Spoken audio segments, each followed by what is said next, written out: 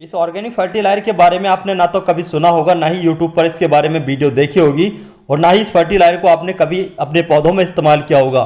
तो दोस्तों यह एक बेहतरीन ऑर्गेनिक फर्टिलाइजर जो कि आपके पौधों की ग्रोथ को बहुत ही ज़्यादा तेज़ी से बढ़ाएगा, आपके फलों के पौधों पर ज़्यादा फल, फूलों के पौधों पर ज़्यादा फूल। इसके अलावा आपके किचन गार्डन में जो भी सब्जियां लगी हैं उन सब्जियों की पैदावार भी बहुत ही अच्छी होगी।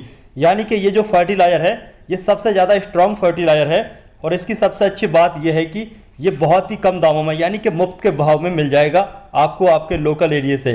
तो आज की इस वीडियो में हम आपको इस ऑर्गेनिक फर्टिलाइजर के बारे में जानकारी देंगे, इसको कैसे इस्तेमाल करना चाहिए, कहाँ से इसको प्राप्त कर सकते हैं और कितने दामों में ये आपको मिल सकता है आपके लोकल एरिया में। इसके अलावा इसका कोई साइड इफेक्ट तो नहीं है, कब कब और कैसे इस्तेमाल करना चाहिए। तो चलिए सबसे पहले हम जान लेते हैं इस फर्टिलाइजर को कैसे और कब कब इस्तेमाल करना चाहिए।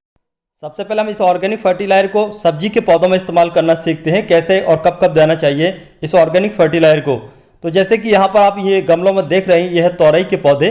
तोरई के पौधों की ग्रोथ बहुत ही अच्छी तरीके से चल रही है, बिल्कुल ग्रीन और हेल्थी है। इस फर्टिलाइजर का इस्तेमाल करने का बाद में आपके जो तोरई के पौधे हैं या फिर दूसरे कोई भी सब्जी के पौधे हैं वो बहुत ही तेज़ी से बढ़ेंगे, क्योंकि इसके अंदर नाइट्रोजन का सोर्स काफ़ी ज़्यादा है, जिससे पौधे बिल्कुल ग्रीन रहते हैं, हेल्थी रहते हैं और पौधों की ग्रोथ बहुत ही अच्छे तरीके से चलती है।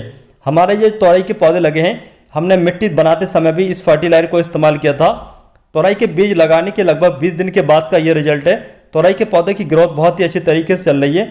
पौधों की ग्रोथ और भी तेज़ी से हो तो इसके लिए आप हर 10 से 15 दिन के अंतराल पर लगभग 20 से 30 ग्राम अपने पौधे की मिट्टी में इस्तेमाल करें। अगर आपने 14 इंच के गमले में लगा रखा है तोरई का पौधा तो आप उसमें कम से कम 20 से 30 ग्राम तक ही इस्तेमाल करें।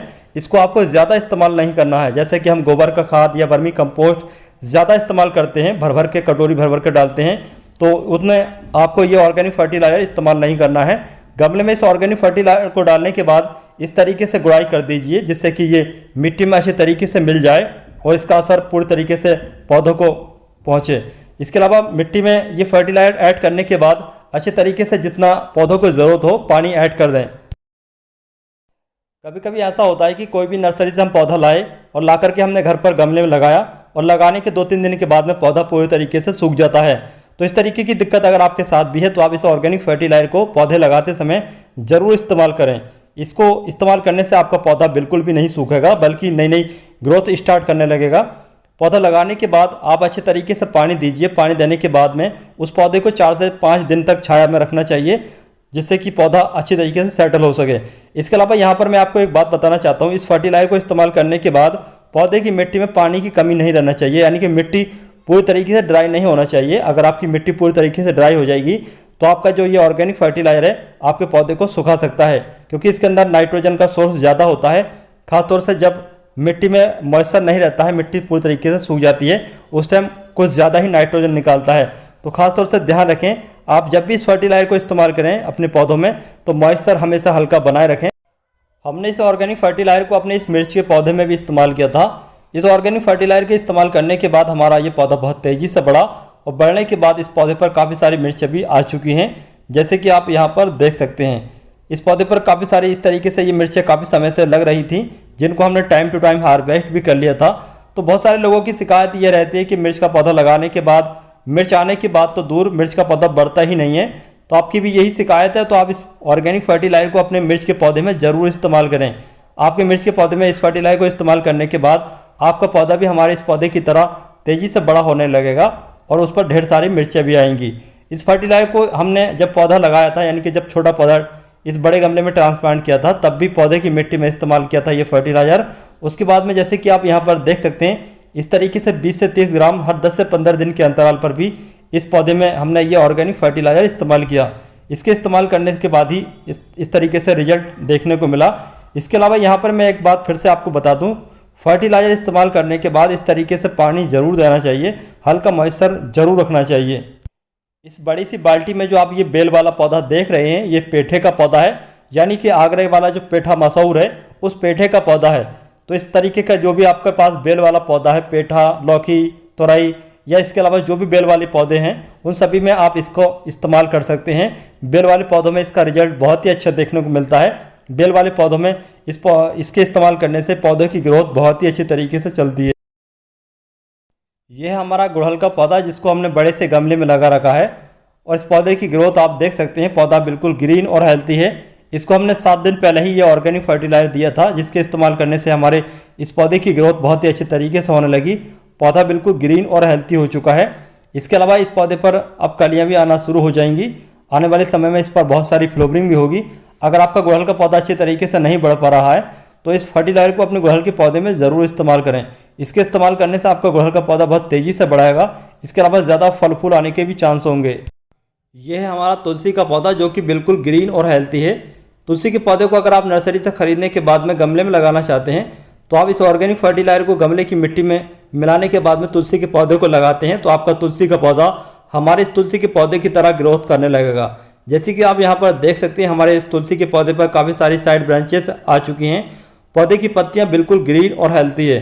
तुलसी के पौधे की मिट्टी में पौधे को लगाते समय तो आपको इसको इस्तेमाल करना ही है। इसके अलावा आप हर 10 से 15 दिन के अंतराल पर अपने तुलसी के पौधे में इस ऑर्गेनिक फर्टिलाइजर को जरूर इस्तेमाल करें। जैसे कि अगर आपने गमले में लगभग 10 से 12 इंच के गमले में तुलसी के पौधे को लगा रखा है तो 20 ग्राम के लगभग आप इस ऑर्गेनिक फर्टिलाइजर को इस्तेमाल करें। इसके इस्तेमाल करने के कुछ दिनों के बाद में आपको अलग ही रिजल्ट देखने को मिलेगा दूसरे फर्टिलाइजर के मुकाबले। इस खरबूजे की बेल को हमने बाइंड नेट के सहारे ऊपर चढ़ा रखा है। ऊपर चढ़ने के बाद ये बेल काफ़ी फैल गई थी बाइंड नेट पे, और फैलने के बाद में इसी तरीके से काफ़ी समय से इस बेल पर काफ़ी सारे खरबूजे आ रहे हैं, काफ़ी सारे फ्रूट आ रहे हैं। जैसे कि आप यहाँ पर भी देख सकते हैं, अभी भी यहाँ पर 2 फ्रूट लगे हुए हैं, जो कि हम आने वाले समय में इनको हार्वेस्ट करेंगे। अगर आपने अपने किचन गार्डन में खरबूजे, तरबूज या फिर खीरा ककड़ी ग्रो कर रखा है तो आप खीरा ककड़ी को लगाने से पहले मिट्टी में इस ऑर्गेनिक फर्टिलाइजर को जरूर इस्तेमाल करें।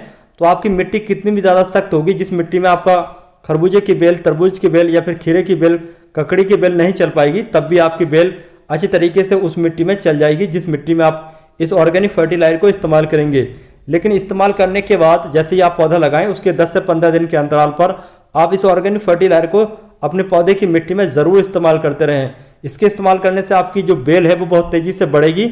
इसके अलावा इस तरीके से काफ़ी सारे फ्रूट भी लगने के चांस होंगे।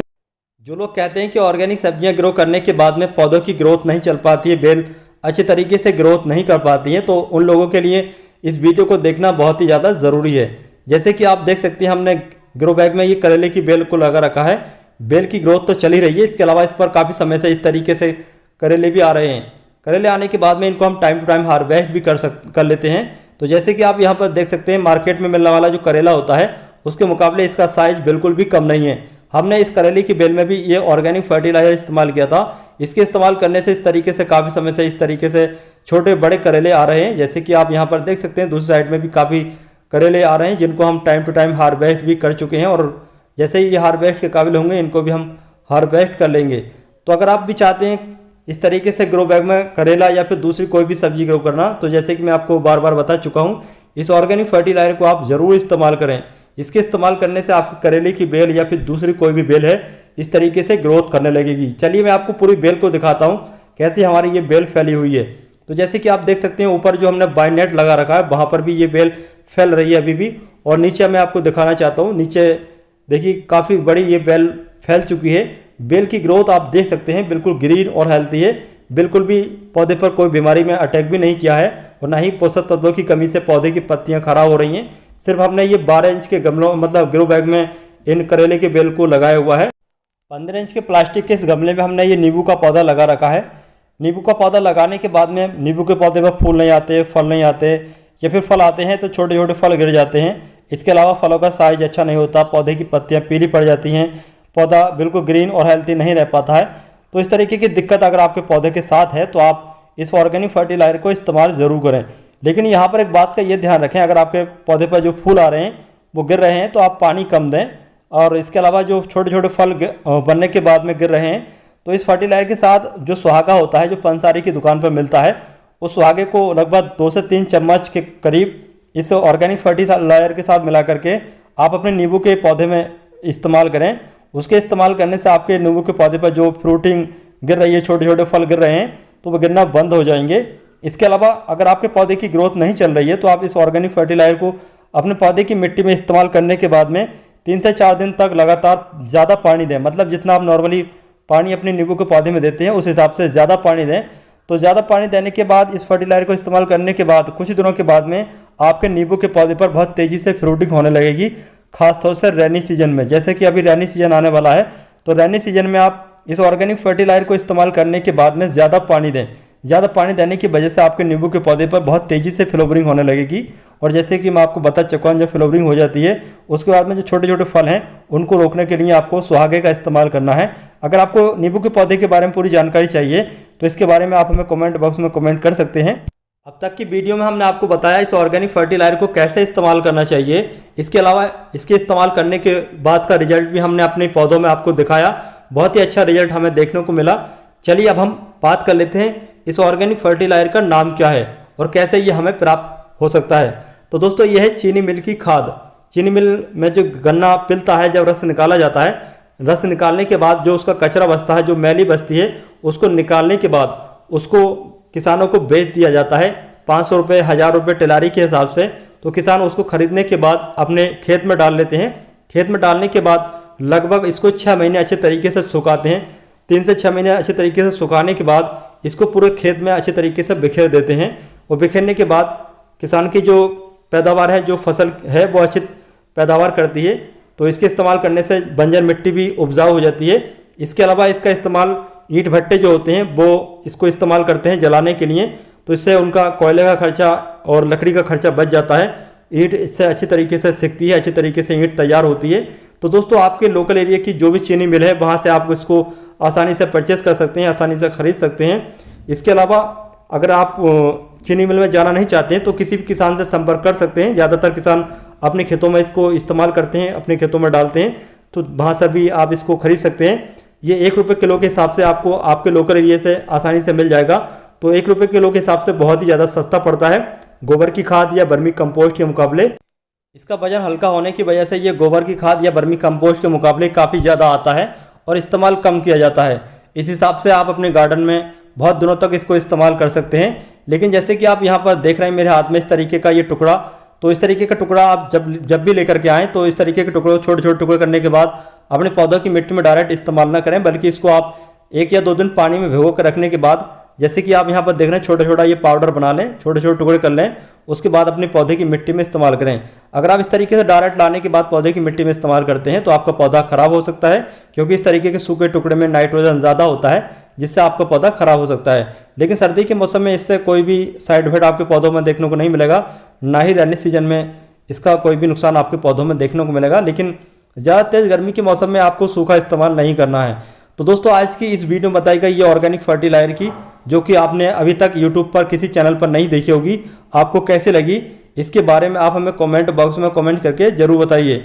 अगर आपको आज की हमारी ये वीडियो पसंद आती है तो आज की इस वीडियो को आप हमें लाइक करने के साथ अपने दोस्तों या फिर रिश्तेदारों के साथ शेयर ज़रूर करें। तो चलिए दोस्तों चलते हैं, फिर मिलते हैं अगली वीडियो में, तब तक के लिए बाय।